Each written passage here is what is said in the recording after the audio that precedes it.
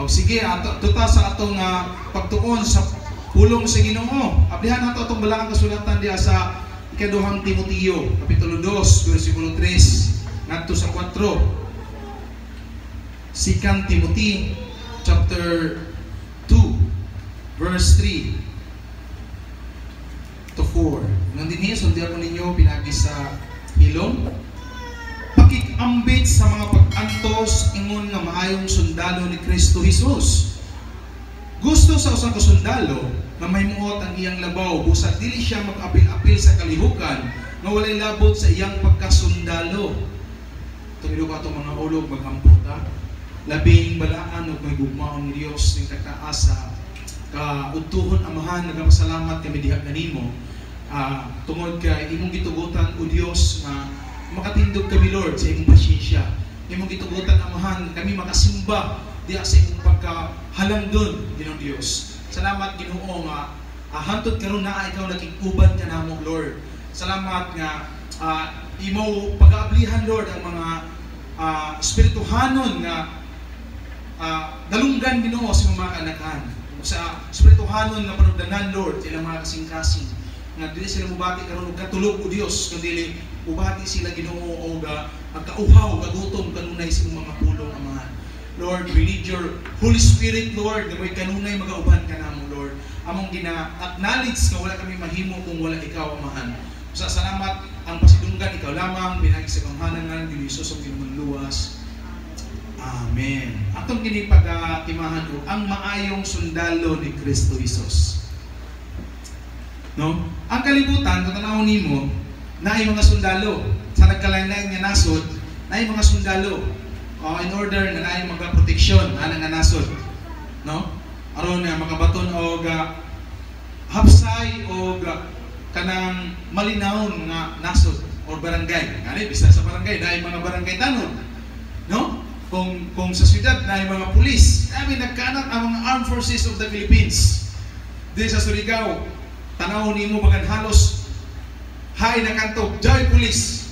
Di ba? Matanaw ni mo, bagan mahadlok ka kung may mo lisensya. Magbiyahe na ganyan motor na may lisensya, bagan grabe kataas ang liog.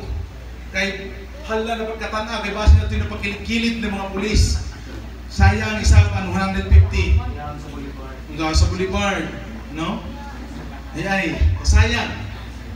No? Yung anak, mga kaigsuunan. Kabalo mo mga kaigsuunan nga, kanang mga pulis, mga sundalo, dili na basta-basta ang ilang giagihan. Grabe ang training ana nila. No? Na yung mga sundalo, mga barumbado sa panahon nga wala pa sila mga sundalo. No? Pero sa panahon nga matraining sila, ginatudlog yun kanila ang gitawag ng self-discipline. No, aron matawag sila ng mga maayong sundalo.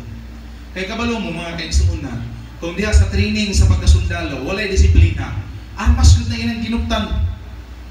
Kung naman kita magkalbigil na, walay mga disiplina, magniraratay, mga hurot kan mga sundalo na doon sa training camp, di ba? O mga pulis. Kay mga pulis, mga pusilgod na, ilang ginaguptan. Delikado ang ilang ginaguptan.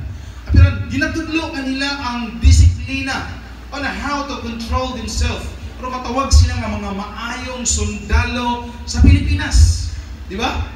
Mo na'y trabaho sa mga sundalo. Dito, nanaw ni mo karon, ibalik nila ang dungog sa mga pulis. Na yung mga pulis karon nga, mga bungutan na yun. Di kumpara sa kaniadto nga, mang torture, kanang ginaguptang yun nila ang gahong, aron lang mga respetuhon sila, magamit sila dahas or power, no? Sa authority nga ilang ginugtan. Pagkaroon, atong makita nga, nani mga disiplina ang mga pulis, mga buutan na. O kana sila mga kaigsuunan, once ang usapod ni ginatudlo kanila, kana ganing mahimo sila nga masnulundon sa ilang mga labaw.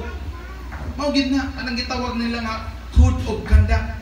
Kunya kanang pagrespeto sa mga nakataas sa ila. Aron nga usapod niya na nga rason, aron nga motaas silang ranggo, di ba? Nais sila respeto. Dili sila basta-basta nga musupa. Matinumanon kini mga sundalo. Kunya matawag kini nga mga maayong sundalo. Kabalo mo mga kaigsuunan sa atong espirituhan nga kinabuhi, dinhi sa kang Timoteo, no?